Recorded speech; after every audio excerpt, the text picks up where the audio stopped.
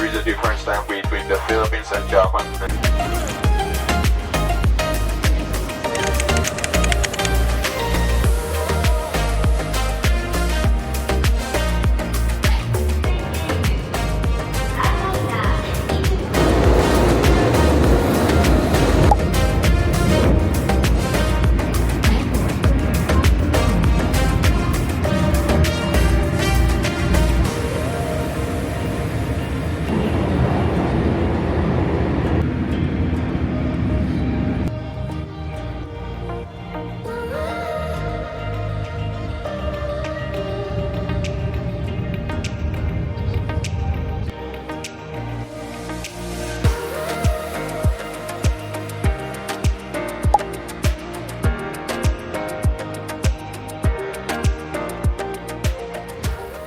Japan. Hi guys! Nandito na ako ngayon sa Airbnb ko sa Tokyo. I'll be staying here for one night only kasi tomorrow imi-meet ko si tita tapos sasama na ako sa accommodation nila. So far, hindi naman ako nahirapan magbiyahe kahit meron akong dalawang luggages. Tapos meron isang malaking bag. Parang hindi rin naman ganun katao ngayon. Ewan ko. Sa airport, hindi rin ganun ka-crowded. Tapos sa stations, sakto lang. O siguro na overestimate ko. Ayun, bale, 4 PM pa talaga yung check-in dito, pero pinayagan ako mag-early check-in kasi wala atang nakabook kahapon. Pero ang alam ko, usually may charge pa yun. So, buti mabait yung host ko. So far, I'm liking the room. Maliit siya, pero I think standard naman talaga yun sa Tokyo rooms. Cute naman siya. Tsaka one night lang naman tayo dito, so okay na sa akin to. Maganda na siya. Bala ko sana maglalakad lang ako papuntang Sumida Park. Pero nadaanan ko kasi siya kanina and I think parang 70 to 80% bloom pa lang siya. So, nisip ko sa Asukayama na lang. Pero tingnan natin. Kasi medyo napagod rin tayo. Tapos hindi pa ako nakakuha ng Suica card dun sa airport. So, hanap na lang ako sa station na malapit dito. Ang sarap ng weather. Chilly siya. Pero hindi naman masakit sa balat. Yung parang mag-enjoy ka lang maglakad-lakad kasi malamig naman. Hindi pa ako makahiga dun sa bed kasi naka-outside clothes pa ako. So far, yung solo trip ko is going so well. From airport, nag-Skyliner Express ako kasi gusto ko secured yung luggage ko tsaka makakaupo ako. Pero feeling ko, pag yung Sky Access ba yung tawag dun, na diretso asa ko sana, feeling ko hindi naman siya super crowded eh. Pero yun, kanina wala akong katabi. Tapos, ang dami pang space for luggages. Ang ano lang kasi siya is Ueno Station. So, from there, nag-taxi na lang ako. I think 2-2 yen. Kaya rin na. Kasi mahirapan ako. Tapos, sobrang polite ng driver, nakakatuwa. Siya na yung nag-load and unload ng mga gamit ko. Tapos, ang galing ng taxi kasi automatic na rin. First time ko actually mag-taxi dito. Thank you, Happy.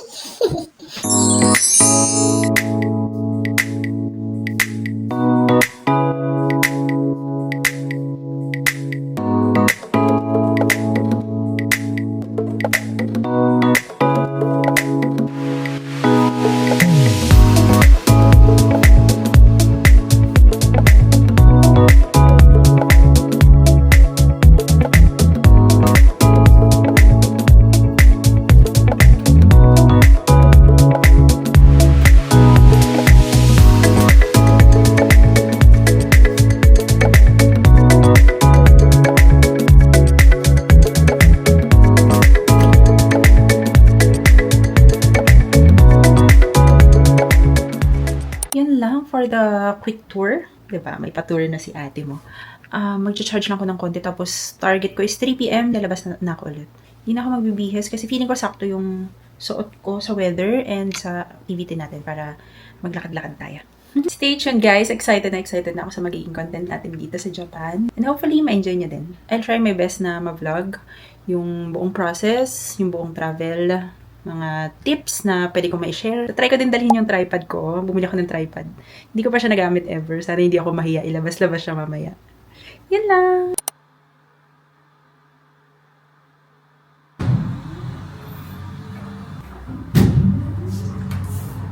Oh my God, ang ganda.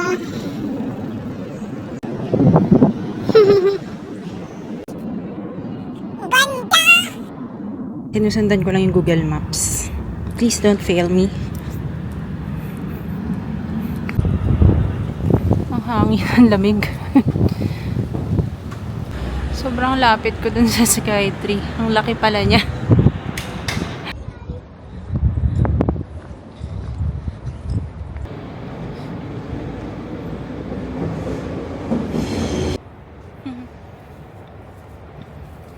Sobrang konti pa lang. Pero marami pa dun eh. Tingnan natin. It's 16 degrees. Pero mahangin kasi kaya chill siya. Sarap maglakad.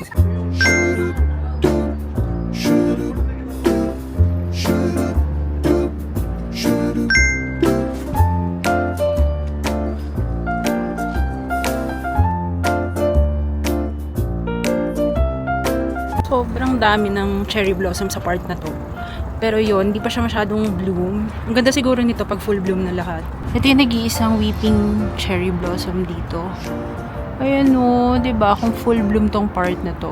Super ganda dito.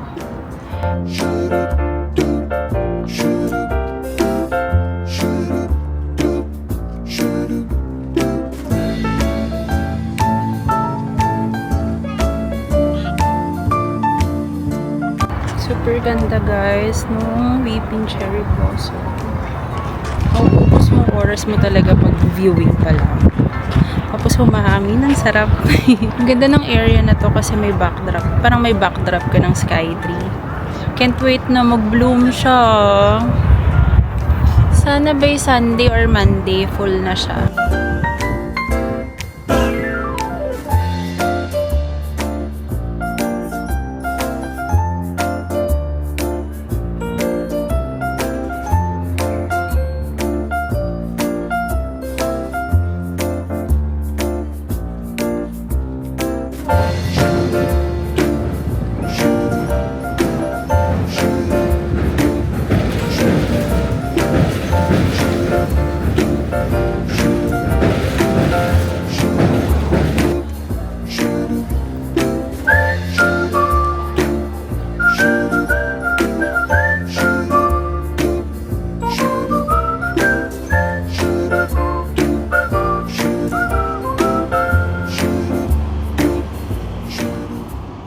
Hi guys! Nandito lang ako sa may kabilang side ng Sumida Park. Sumida River Walk ata yung tawag dito. Mas fuller yung mga cherry blossoms dito compared dun sa kabilang side. Siguro hanap na lang ako ng malapit na din na mag full bloom tomorrow. Tapos sa celebratory dinner naman kami para sa birthday ni Tito. We'll see in the coming days kung ano pa yung pwede nating puntahan. Pero I think perfect yung natin, yung dating natin dito. Malapit na mag full bloom. Tapos feeling ko sakto rin tayo sa Osaka. Kaya susulitin natin kasi sayang naman yung timing natin. Medyo sumasakit na lang agad yung likod ko.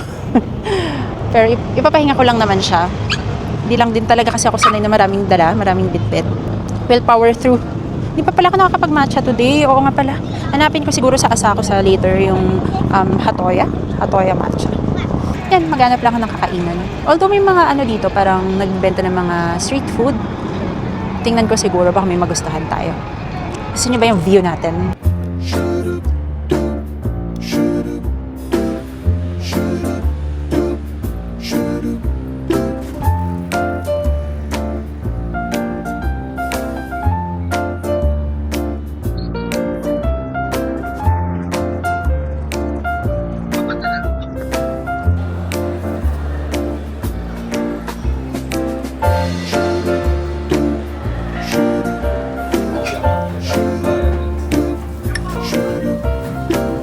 Parang second lang ako sa pila, tapos mabilis naman, nakapasok din ako agad. Sa atin ako nagtali siya, kasi sabi din ng iba, parang iba rin yung quality dito.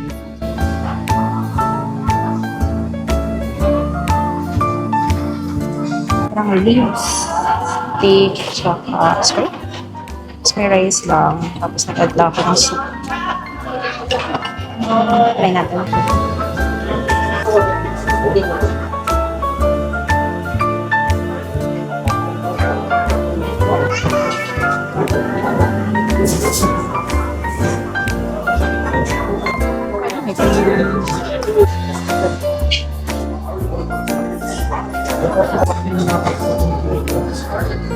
Sarap siya ng may yum.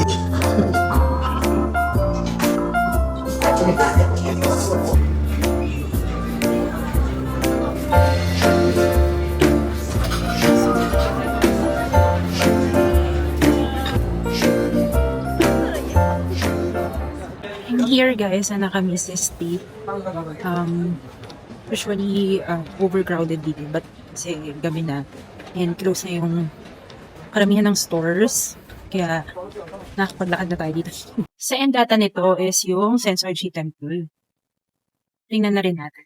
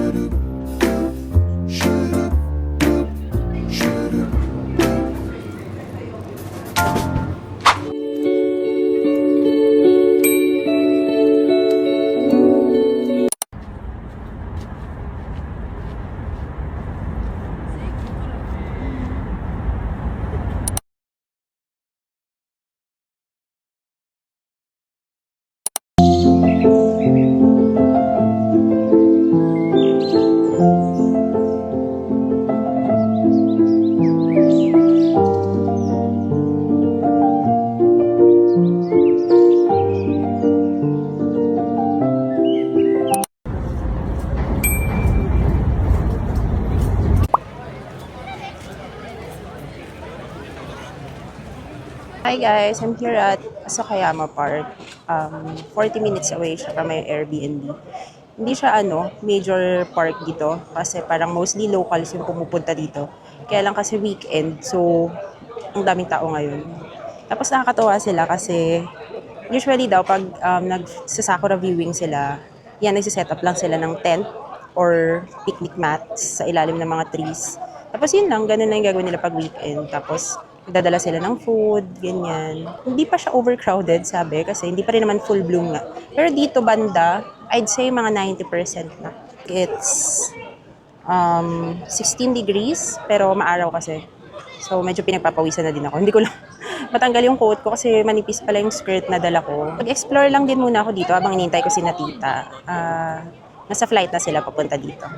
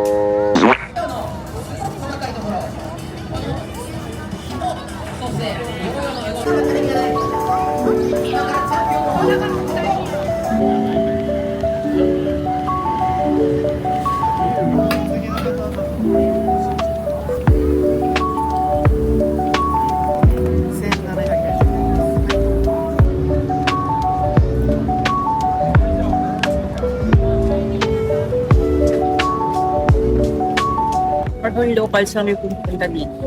Kaya mas makikita mo pa paano nila celebrate yung spring season.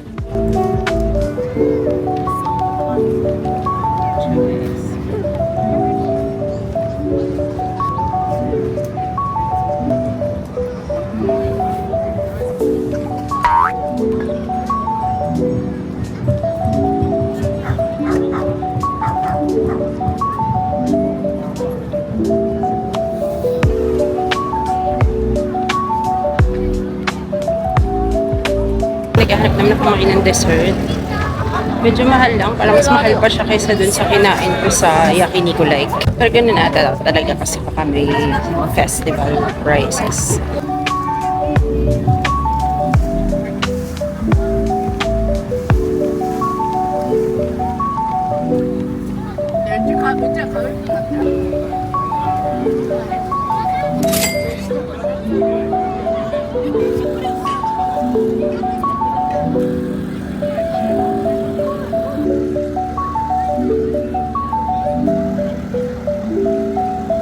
Hanap ako ng branch ng Hatoya na pwedeng puntahan. Kasi sabi nila yung sa Asakusa daw, daming tao.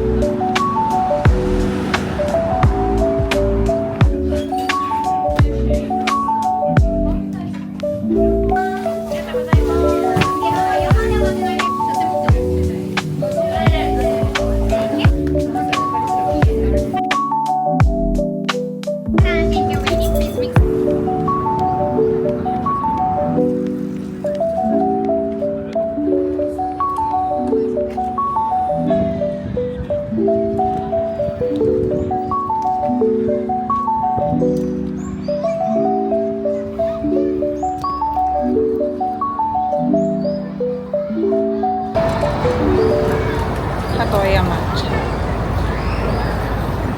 30 minutes din yata akong pumila. Pero sayang kasi nilakad ko na eh. Kaya finish ko na. I got the toasted matcha latte with matcha ice cream. Let's try. Wait lang. Hanabi ko muna yung kutsara. Wait lang guys.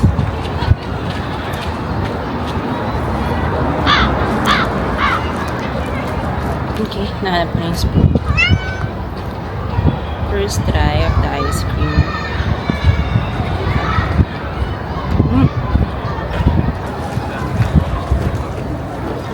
Wait lang, takot ako baka kasi matapunan na naman yung skirt ko. Ang sarap. Dito lang din pala siya dun sa pinuntahan ko kahapon. Ang sarap ng ice cream. Andiyan na daw sila tita.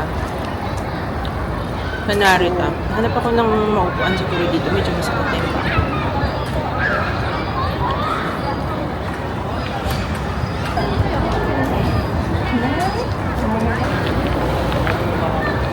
Okay, let's try Hatoya matcha.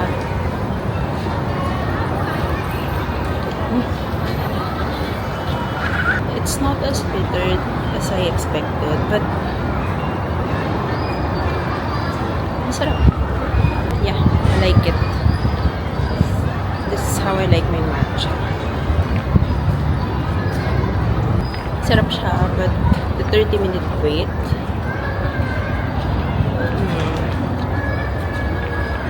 Yeah, worth it. I love it. Let's go. Hanap tayo ng mauupuan.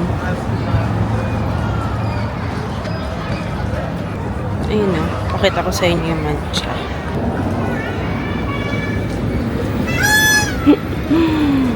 Parang same amount pa rin naman ng bloom today. Tsaka kahapon.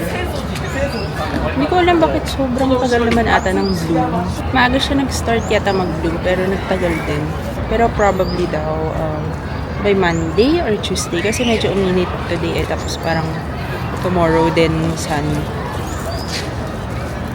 Hirap nang maghanap talaga ng basurahan dito. Meron silang basurahan dun sa labas ng store nila. Masarap. Ayoko sana ubusin agad. Kasi gusto kong namnamin muna, no? Kaya lang, takot kasi ako sa suot ko. Yan na, meron ditong park.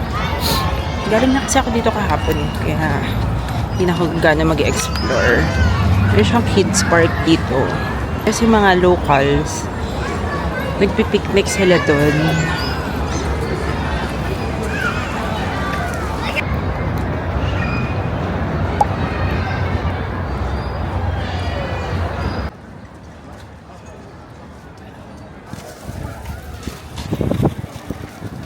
Okay, medyo nakapagpahinga na ako. Balik na tayo sa Airbnb. Magta-taxi na lang ulit ako from Airbnb. Going to dun naman sa Airbnb ni na tita. Okay? Kasi madami tayong dala. Let's go!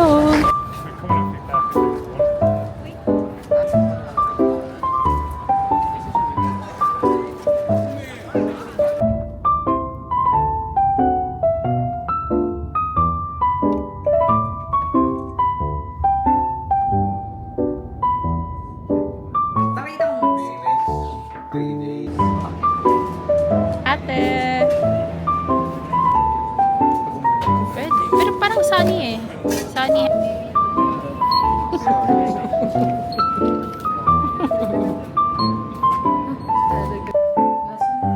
Nagugulat yun. Baliktad. Sa amin cheeky. Ay, ano nga naman? Hindi ka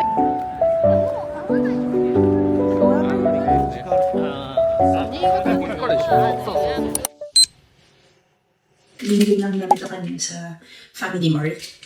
Yore na makeup wipes. Hindi lang ako sunscreen kanina. Nakalimutan ko. Tangan sila kumigamit. Pagod na pagod yung katawan ko. Yun, sila ay mga natutulog na. Hindi ko na rin napakita sa inyo yung Airbnb namin. Pero 2 room siya. Bali 3 rooms kasi kinonvert yung tatami area sa room.